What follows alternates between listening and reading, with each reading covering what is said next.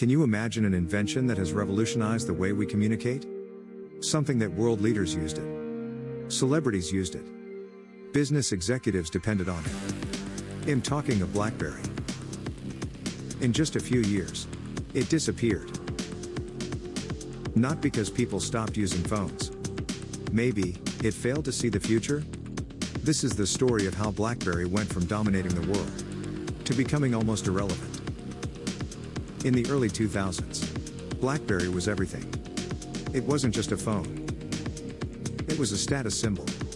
If you had a BlackBerry, you were important. Its biggest advantage? For the first time, people could send and receive emails instantly. Anywhere. Anytime. This changed business forever. Executives were addicted. Governments relied on it. Even the President of the United States used a BlackBerry. The company was growing fast. By 2006, BlackBerry dominated the smartphone market. It had millions of loyal users and almost no serious competition. It looked unstoppable. But then, everything changed. In 2007, a new phone was introduced. It had no keyboard, no physical buttons, just a screen. That phone was the iPhone. And at first, BlackBerry didn't take it seriously. They thought it was a toy, a device for entertainment, not for real business. They believed people would always want keyboards, security, control. And they were wrong. Very wrong. The iPhone introduced something new. A full touchscreen experience. Simple.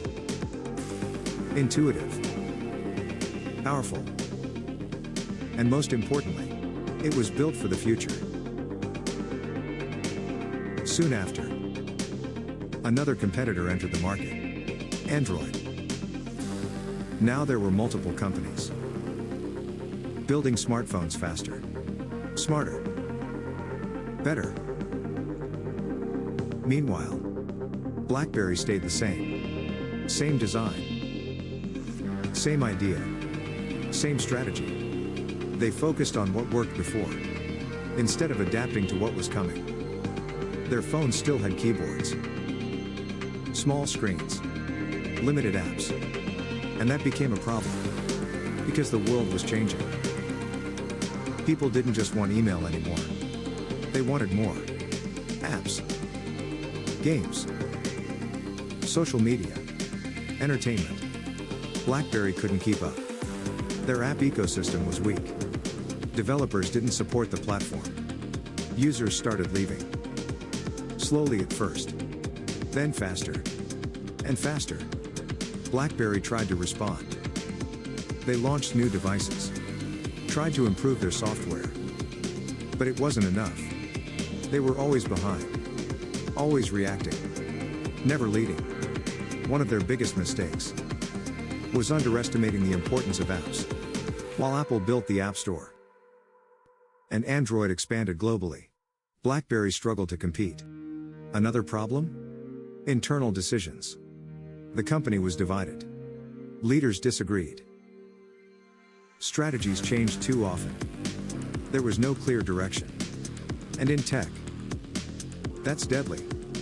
By 2010, the damage was already visible. Market share was falling. Users were switching. Competitors were winning. BlackBerry believed it could recover. But the market had moved on. Completely. By 2013, the company was in serious trouble. Sales were collapsing. Losses were growing. And the brand was fading. BlackBerry, once the king of smartphones, was now struggling to survive. Eventually, they stopped making phones. The company shifted focus.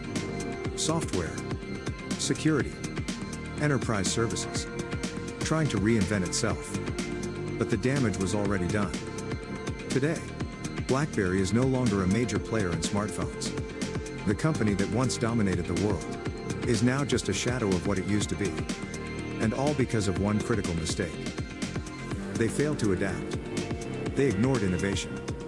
And they underestimated their competition. The fall of BlackBerry teaches a powerful lesson. Success can blind you. What works today won't always work tomorrow. And in technology, standing still is the fastest way to fall behind. Because there's always someone building the future, while others hold on to the past.